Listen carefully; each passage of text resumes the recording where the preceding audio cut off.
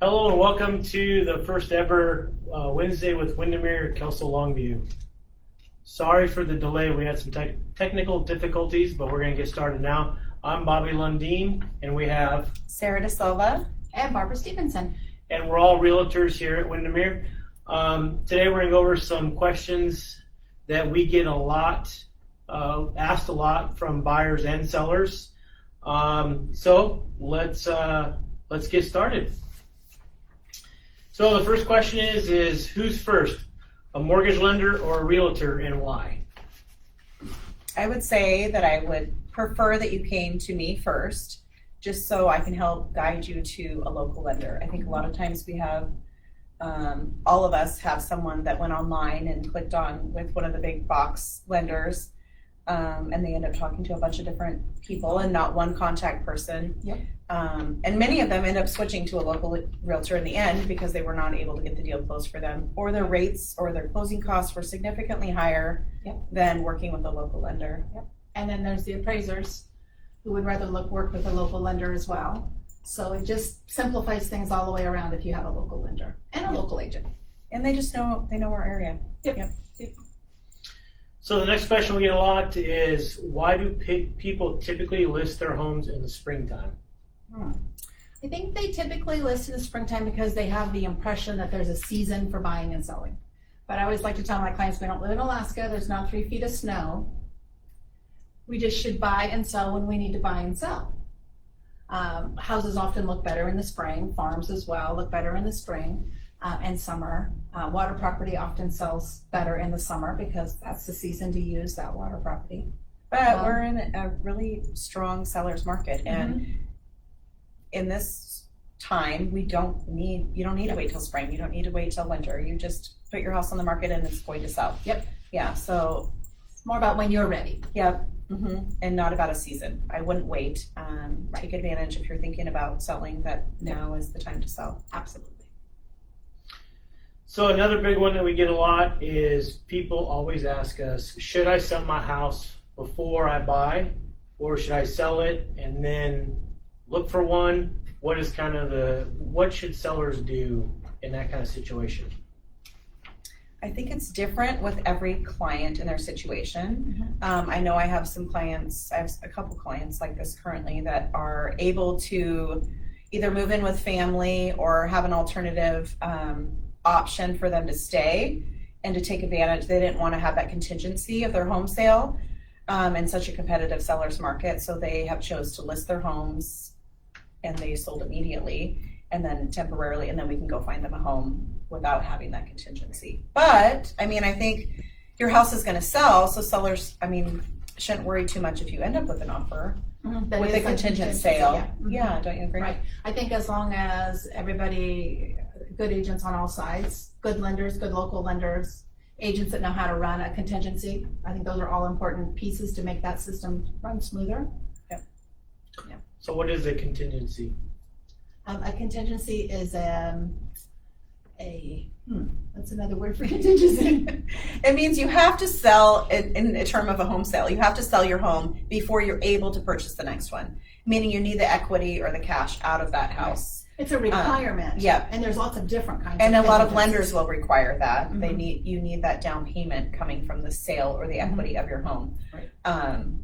Versus right now there's so many cash buyers or conventional buyers. So on the seller side, when you receive an offer and we as the agent go over that offer with the seller, they have a cash one that can close in, let's say, 20 days. Without that contingency. A lot of times, they're wanting to go with that. There's just one less string attached. Right. Versus adding a contingency in means you have to then go list your property if it's not listed. You have to find a buyer. You have to wait for that appraiser. So there's just a lot more steps involved.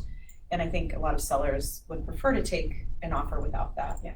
But to answer your question exactly, contingency, there's lots of different contingencies in it. There's an inspection contingency, there's financing contingency, there could be a home sale contingency. It's just a requirement to get passed before you move to the next step. It's a simple way. So we hear a lot of this. I'm sure you guys do. News talks about it. So what exactly is a seller's market and what exactly is a buyer's market? So a seller's market is when there are very, very, very few sellers and lots of buyers. Think of supply and demand. So the sellers have all the power, it's a seller's market.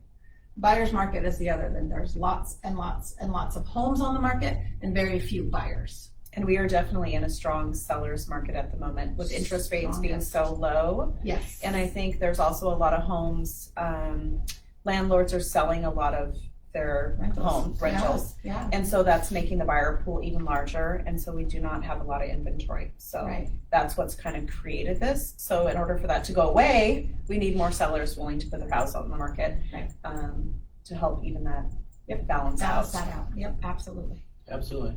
So if you guys are just joining us, we're doing questions that us as realtors get a lot from buyers and sellers. I'm Bobby, this is Sarah and Barbara. We're with Windermere.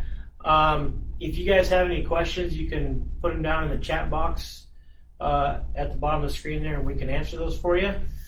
So we'll move along with the next one. So websites. A lot of you guys will find houses on websites, and we get this question a lot because there's websites like Redfin and Zillow that'll give you an estimate of what your house is worth. So are those websites accurate? Is what we're seeing on the website, is that what my house is really worth? No, I would say no. The majority of time, I would say 90+% of the time it's going to be very inaccurate.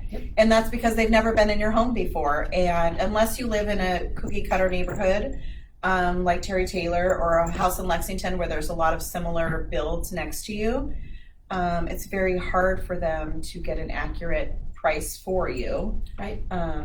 Did you hear that the owner of Zillow had a 40% difference in the accuracy of his home when he sold it? Yeah, I mean that should be a sign of That's how. a sign.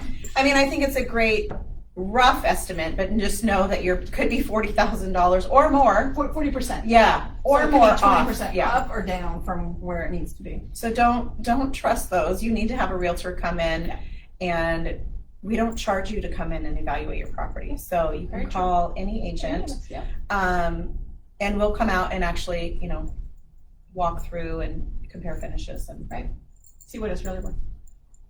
So when you guys when someone calls you for a value of their house, what are the kind of the steps you guys take to get that value? Well, we look at the neighborhood, we look at the sales in the area. We look at the square footage, bedroom, bathroom count, the quality of the finishes, the upgrades that have happened, how those compare to the other homes that have sold if they have those kinds of upgrades, the size of the lot. Lots of things go into it. It's not just A plus B equals there's your price. There's a lot and of we really have to use solds. You have to use solds, because when the bank appraiser comes in later in the process, that's what they use. So we can't use necessarily an active property. I mean, we use that to gauge where the market's at, but we need to have a sold property to find out what it actually sold for versus what it was listed for. But yeah, finishes make a big difference. And every property, we have a lot of unique properties in Cowlitz County, so you really need somebody to come in and evaluate. Absolutely. So as a seller wanting to maybe sell my house, what steps should I take to prepare my house for sale? Again, you would call your realtor. Yes. Before you even start doing anything, just for us to be able to tell you whether it's worth it to do that. I think in this strong seller's market, you don't need to do those big things. You might need to, paint a room just to brighten it up. But have us, don't spend $1,000 on things. And if I were to take out brand new carpeting out of a house. Oh, yeah. Brand new. I mean, we were the only ones that had walked on it.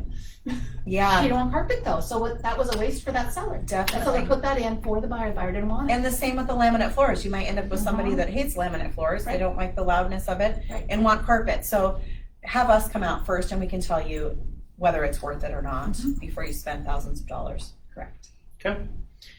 So as a buyer, should I order a home inspection, and why? And Jay actually had a question that he asks is, why would a buyer ever waive the right to a home inspection, which kind of coincides with this question right here about ordering one. Okay. So why should you order it, and is it ever a good idea for a buyer not to have a home inspection? So I always recommend that somebody get a home inspection, because even the most, on top of it seller might not have been under their house recently to know that a leak has started. Or in the attic Or and in know the that there's attic. mold, or the vent from the bathroom became disconnected and blowing all just- kinds of right. moisture up there. There's things you don't know about. So as a buyer, I always want you to have the home inspected. It's kind of a blueprint of information for the time that you own the home. When would it be a good time to waive? If you're a very experienced homeowner, that no matter what you found in the home, you were willing to either pay for it or you could do the work yourself. For some buyers, it is a good advantage in the system to make your offer look better, but it is a big risk, and you have to really talk that over with your agent to make sure that that's a risk as a buyer that you're willing to take. And I never encourage them to waive their home I don't inspection. either, but some people Even a new construction home, you Right could now. have a major defect in that house, and like we said before, most Yeah. sellers are not good climbing in those areas, and even if they are, maybe And they yesterday just it close wasn't. it. So Right. Maybe yesterday it wasn't leaking. Today it is. Today it is. Yep. That So, happens. and it's just such a risk, and it's worth every penny of paying for a home inspection to take the headache. I mean, you're paying $400 to $500 depending on the house, and you could save yourself thousands of dollars in headache and nightmare. Or Yeah, even more. it's a if great foundation. investment to Right, spend the yeah, money on it. Absolutely. Thanks for the question, Jay. Appreciate it. Hope that answered it for you. If you guys have any questions that you would like, go ahead and type it down in the chat, and we'll answer it. So the next question we have is, how does the inspection phase of the home buying process affect the buyer and the seller when you're under contract and it comes time for the inspection? How does that whole phase affect the transaction for both sides? So typically, you get into contract, and standard purchase and sale agreement says 10-day home inspection. Although I think something in this market is Sometimes 5 you or shorten that. Mhm. I have one right now. It was a 3-day home inspection. So you can shorten those time frames. But ultimately, that buyer has set amount of days, typically no more than 10, to come in and evaluate the property with a licensed home inspector. And then if they find something that's either defective or not to their satisfaction, they can ask the seller for those Yeah. repairs. They And start then entering into negotiation Yeah, with the seller. mhm. Mhm. Yep, it's another time to negotiate with the seller. Right. And then the seller has the right to negotiate right back. Like buyer says, I want X, Y, and Z done. Seller can say, well, I'll only do X, but I'll give you Y amount of money to take care of the rest, Yes. or some version of that. Lots of ways to make that happen. So one of the questions we get a lot, especially now with offers that are above asking price, appraisal always comes in. If it's not a cash offer, it's a financing situation. We always get the question of appraisals. Is it going to appraise? Mhm. So what happens if, let's for instance, we have a house that's an offer was accepted $50,000 over asking price. Okay. Now the house doesn't appraise. Okay. What do you do? Okay. So at the beginning, when I have a listing, I always explain to the seller that if there is a low appraisal, they'll have 3 options. If the contracted price and the price the appraiser says the house is worth are different, seller will either get to lower the contract price to appraised value, ask the buyer to meet them in the middle, and they split the difference, and buyer brings money to the table and seller does too, or lowers the price half the way, or ask buyer to take care of the whole problem. Those are the 3 options that sellers have. But now people are adding these low appraisal documents that say at the beginning of the contract, buyer says, and in case there is a low appraisal, this buyer will bring X amount of dollars to the table to solve that problem. So they're entering into the contract with the idea that they're willing to solve a low appraisal up to a certain level.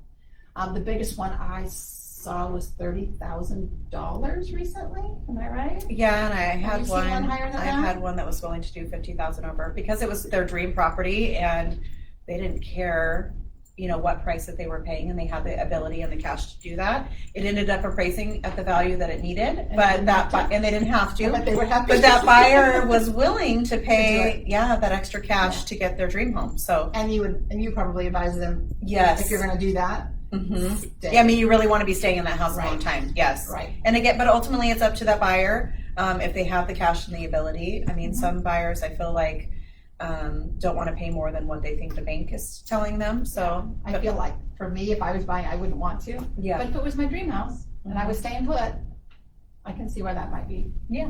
Have the appeal. Enticing. Mm-hmm. So we have a question from Toby. He says, how important is a professional photographer?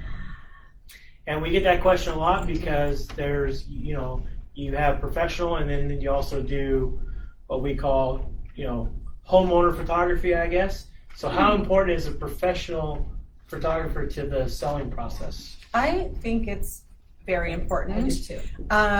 You only get one chance at a first impression. So I think a lot of times I've seen photos on listings where I could see either the agent or the seller in the photo because they were out in their car and you could see their mirror, or they're standing up on a chair trying to make a room look better. I think some professional photography can be over the top. Yep.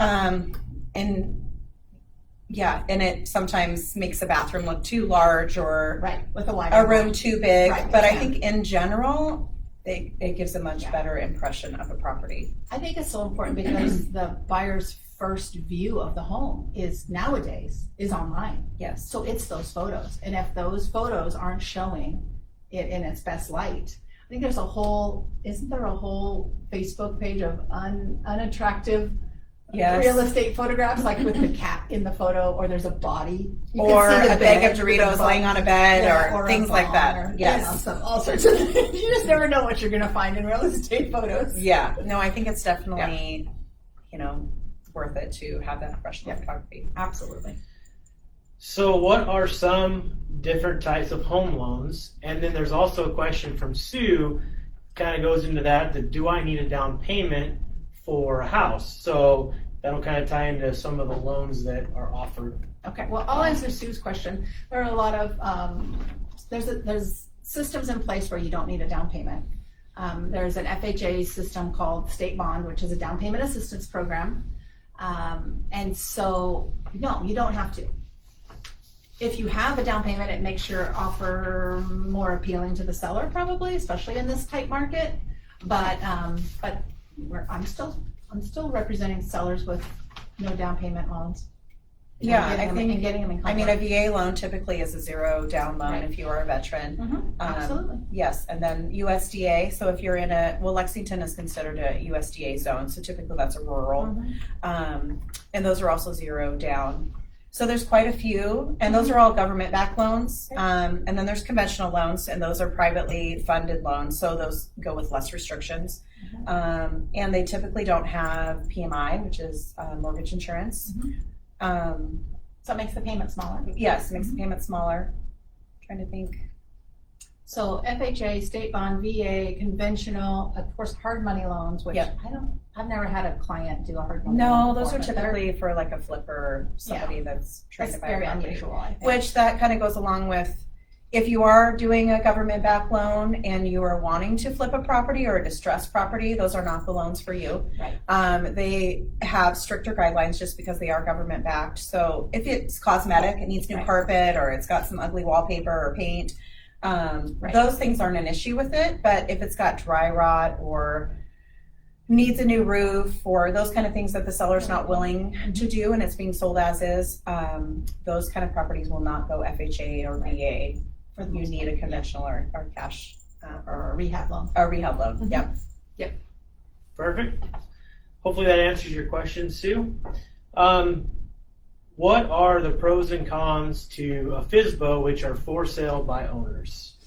We've been seeing a lot more for sale by owners out here, so we've always had clients that are asking about that. So what are the pros and cons? I think many sellers, the reason they want to do it is because they think they're going to be saving themselves some money, which sounds great in theory, but I mean, I know personally, I just had a property that the seller was thinking of doing for sale by owner.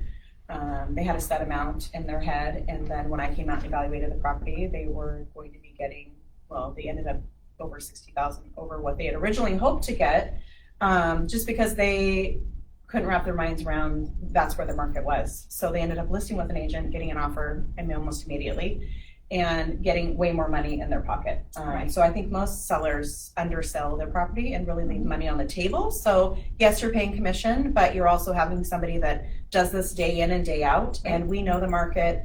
Finding a buyer is not the hard part. That's the easy part. Anyone can find a buyer. Right. But negotiating through legal contracts Yep. is a huge part of this, and knowing time frames and Negotiating inspections. yes. Negotiating the work that needs to be done.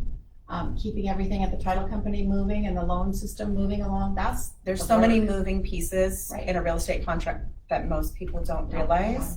And I know you had a for sale by owner story. I did. I had a nightmare. for sale by owner. Well, A client yeah, that they were purchased a it. client, and we were looking and looking and looking. They finally drove by and found a for sale by owner, dream home. They love it, and the seller said that they would not sell it to them if they used an agent.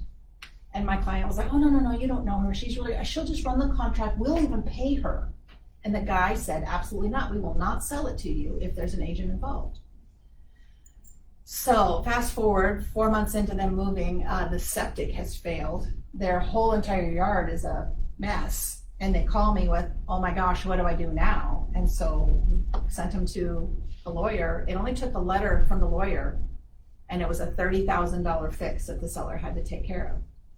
Yeah. And it was known. It came out that it was known that that seller knew that the septic had failed, because the septic company who came said, "Wait a minute, I was here 6 months ago." And if Yes, they would have he did had an know. agent, you would have There made would have sure been that there would have been a septic septic There was a inspection. septic addendum and a septic inspection. That's just So, a few of the a reasons why. few, right. But it's the underselling. Mhm. That's really, or way overpricing. Yes. So then that just sits on the market and they can't figure out why it won't Or sell. even and in this market, there are so many buyers that I think are willing to pay a higher price. Right. And so those sellers too that are overlisting their prices, just because you get a buyer does not mean that that's going to make that transaction close, because the Right. bank appraiser is the one that ultimately, unless they're cash, Unless they're cash. but Right. if they have a loan, you have to have that banker appraiser approve that price. So, and I think a lot of sellers that are doing that on their own don't realize don't that realize that. and That's it. understand that when Right. it comes in low, then you're going to have to renegotiate. Right. They just think, "Oh no, that buyer." who's And there's at- nobody involved to help you that does that Right. day in They and just day think, out. "Oh, that FHA buyer wants to buy it at the price I want to sell it at." Mhm. Why is that a problem? Because the appraisal says it's Yeah. not worth that by a lot. Because they're trying to protect their themselves. investment. Yeah, their investment. Absolutely.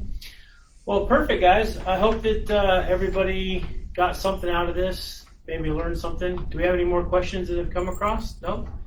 So we appreciate you guys asking the questions. Thank you, Sarah and Barbara, for taking some time with us to answer these questions. We're going to kind of be doing this, I think, about every couple weeks. So next time, July 7th, we are going to be discussing the latest Cowlitz County housing market and statistics.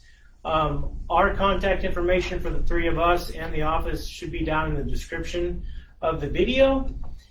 We appreciate you guys' time, and have a great night. See you guys later. Thank you. Bye. Thanks.